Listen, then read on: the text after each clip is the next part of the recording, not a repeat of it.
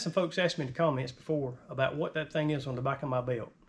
So today I'm gonna go ahead and show you what it is, tell you about it, and kind of just do maybe a little quick review on it. So what it is, people's been asking about what that is. I'm gonna go ahead and show you what it is today. It's actually a concealed carry holster. It's made by JM4 Tactical. It's a good little holster. I like it a lot. You can tell it's a deep concealed carry holster. It's actually held on by magnets. It's got a magnet here and a magnet there, and it'll clip on. It'll hold about anywhere.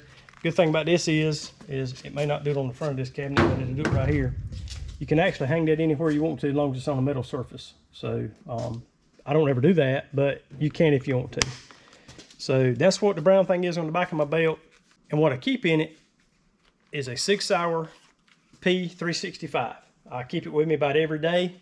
If I'm outside doing anything, I always keep it with me. You never know when you may need something. That's not that I'm paranoid about everybody, but it's just to protect me, my family, my friends. You never know when you're at town. The way things are these days, you never know what's going to happen. So you always need to be prepared. So carrying this gun every day, even though I hadn't fired it in the last little bit, it gets dirty. So while I got you here today, I just took it apart real quick and cleaned it for you. And of course, I've seen a lot of people who do videos. Of course, this gun is loaded. It's got one in the chamber. So I'm gonna clear that out, make sure it is clear. I'm gonna keep slide back. But there's a big debate on people carrying one in the chamber, not carrying one in the chamber. My point is, if it's not in the chamber, that's about another 2 to 3 seconds that you may need to do what you need to do to come home that evening. So if it's already in the chamber, these guns are made now where they're really safe. This gun doesn't have a safety on it, and if you want to see a more in-depth view on these things, there's a gazillion videos on this gun, but I'm just going to show you real quick. This one I always carried with me.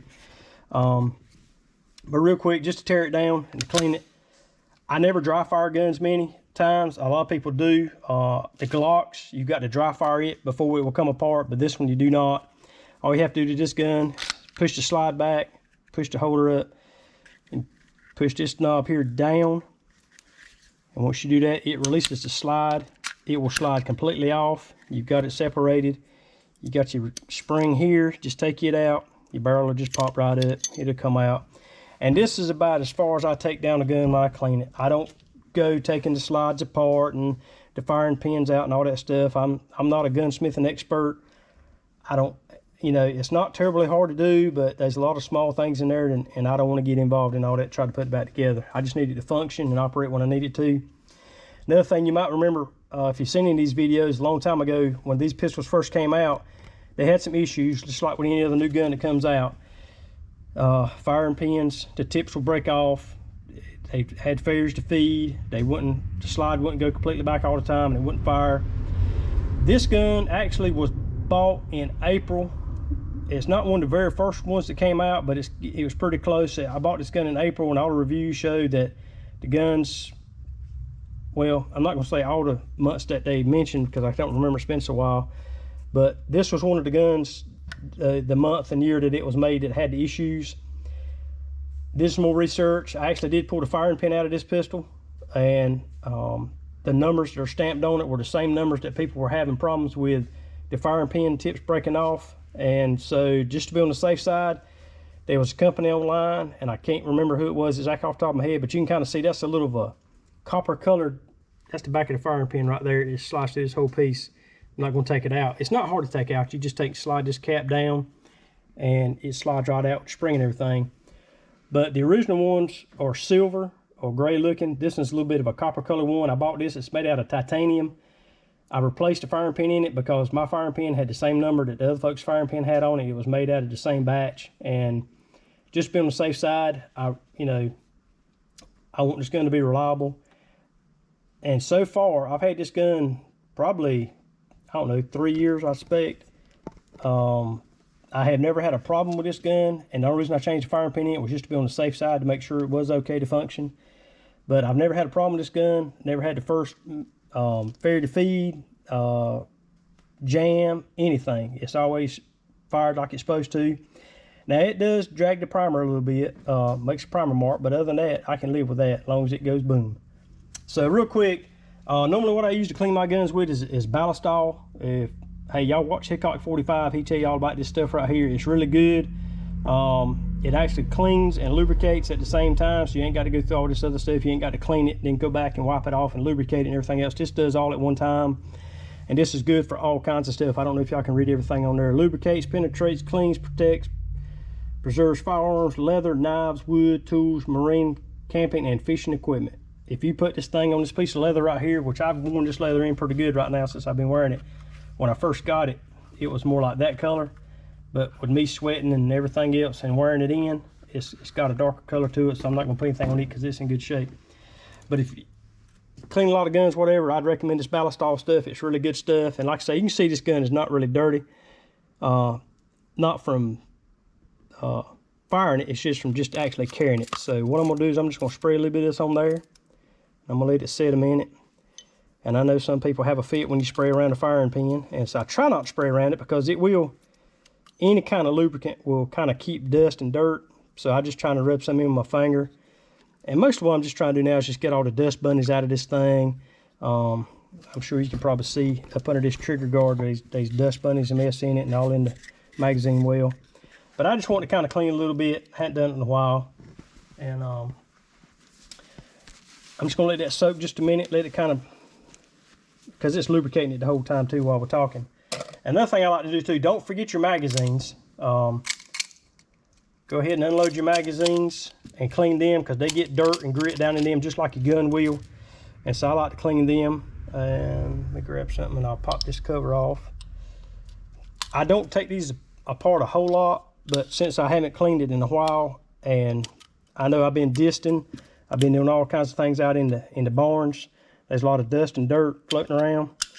And so I will take it apart today and try to get all the dust and dirt and that kind of stuff out of it. Like I say, it's not got gunpowder and stuff on it like you'd really get a gun good and dirty, but it's got a little bit of grit and stuff like that. And you don't want any grit or anything in there because you don't want it to malfunction when you're ready to use this thing. So if any of y'all has got one of these and had any issues with it, hey, let me know. Like I said, I've been lucky with mine. It hadn't given any problems at all. And I do like to take a bull brush anyway. They seem like they do pretty good. And just clean them out a little bit. And then what I'll do is I'll take a patch cloth because I got that lubricant inside, and I will just run it back and forth a few times. I don't want to get it completely dry in there. I want it pretty dry. And you can see this patch has not got hardly any dirt at all on it because, like I say, it's just dirt from being out there distant fields and feeding cows and just regular stuff. So it's not really that dirty. So, but since I had it out showing it to you, I was going to run through it right quick and clean it off a little bit. So we're going to clean the barrel real quick. And you can see on there, I don't know if you can see with the lights flying on it. See, that Ballistol leaves a good little coat of lubricant on it. And I like that. I like my guns. I don't want them to be dripping wet with oil, but I want them to be lubricated where they don't rust or jam up or anything like that. And on my mainspring, I don't do a whole lot of it either. I just kind of wipe it off a little bit. But then again, I'm just going to take them. Of course, if it's really dirty, I got my old handy dandy toothbrush there that I'll get in there to the crooks and crannies and get them really cleaned out good and all. And like I say, I don't really get around my firing pin a whole lot because it will collect dirt. And you don't want that to happen either. So just take and get these slide grooves cleaned out a little bit and around my sights a little bit because they will get dirt and junk around them too. And it's like any other tool you got. This pistol, all it is a tool. That's all it is. Just like any other tool you got, you need to keep it taken care of and look after it like it ought to be, and it'll give you a lifetime of service. So just gonna hit the high spots here, and I got more on me than I think I do on the guns. So let me dry my hands off just a little bit. And I used to do this in the house a lot because, like I say, I just always, sitting in the house doing them. I'm out here in the shop today, messing with it. Because, some of these gun cleaners have an awful smell. I mean, some of them smell, they make your eyes water. They smell so bad. But I'm not going to name any names. But this right here really doesn't smell bad to me. But, of course, Kim don't like it. She says it stinks up the whole house. So I'll come out here in the barn and do it. And clean it up a little bit and get it ready. But it's really not that bad of a smell. And as far as I know, all the stuff in this Ballistol is natural ingredients. There's, as far as I know, there's no harsh chemicals that I know of in it, but I hadn't read the ingredient label lately. But y'all go check out Hickok 45. He can tell you all about it, because he's used it a lot longer than I have, and he knows a lot more about guns than I do. And that's why I kind of like YouTube. You can kind of learn things. If you kind of have a little bit of knowledge about something, but you ain't really sure about certain things, hop on YouTube and they'll tell you about it pretty quick. So we got the slide ready, we got the spring ready, we got the barrel ready. And like I said, I'm just going to get some of the dirt and grease off this, not grease, but dirt and grime off this gun. That's where your slide travels, right here, and you want to keep it clean from any grit or any debris. And but these guns are pretty simple. Well, I say simple. Heck, I can't figure out how to make one of them, but the operation's not that bad. And guns are a lot easier to maintain and keep than what they used to be a long time ago. For me, anyway. We're just going to kind of do a quick wipe down on this. And take the rag and run through the magazine well. Make sure I got all the dust and dirt out of there.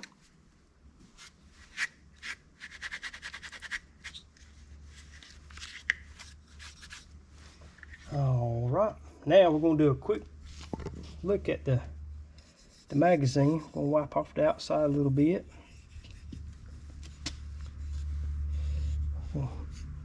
Take and clean out the inside of it. Tell you what I can do. I can actually take and put this right there. Take my cleaning rod. Actually, it'd be better if I stuck it on there. I could actually work it a little bit better. Kind of get in all the corners. There we go.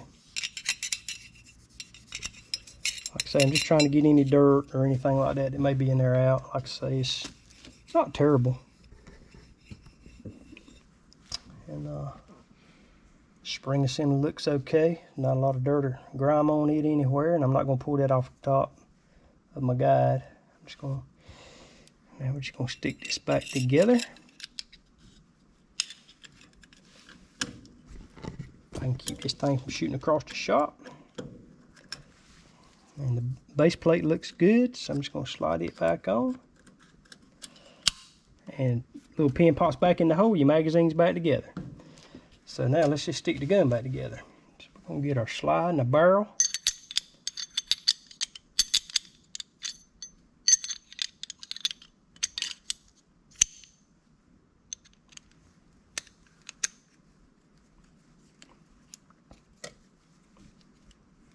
All right, all that's back together.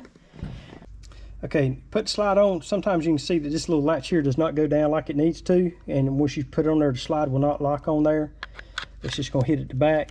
It's not going to let it go past. So what I like to do is, the little trick is, I'll just push the slide release up. I'll take my finger, pull this down. It's down level like it needs to be. Line it back up on the rails. And once it gets to that point right there, you lock your slide back. Just push that forward, and you're good to go. So just cycle it through, make sure it's working right. You can see all the, then I like to take another rag and just wipe it down. Of course, my hands have got Ballistol on them, and every time I touch it, it leaves another mark. But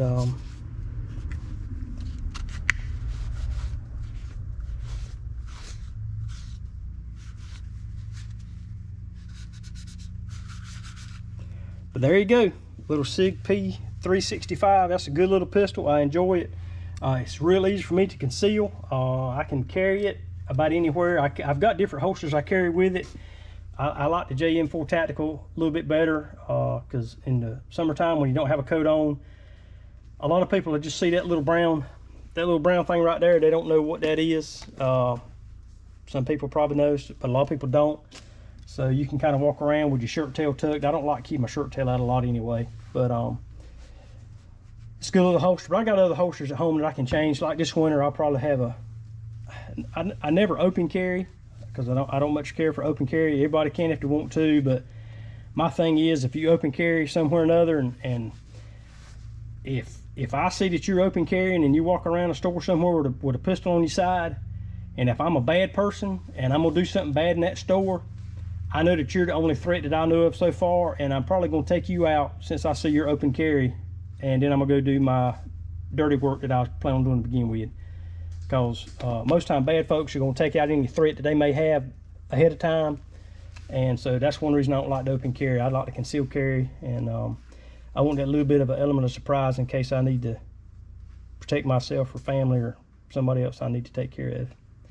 Well, I hope y'all enjoyed that. That was just a real quick overview. I think it was real quick. I don't know how long this video has been running, but I'll try to cut it back a little bit, not be so boring. But there again, just like any other tool, make sure you keep it cleanly maintained, and it'll serve you a long time. Thank you.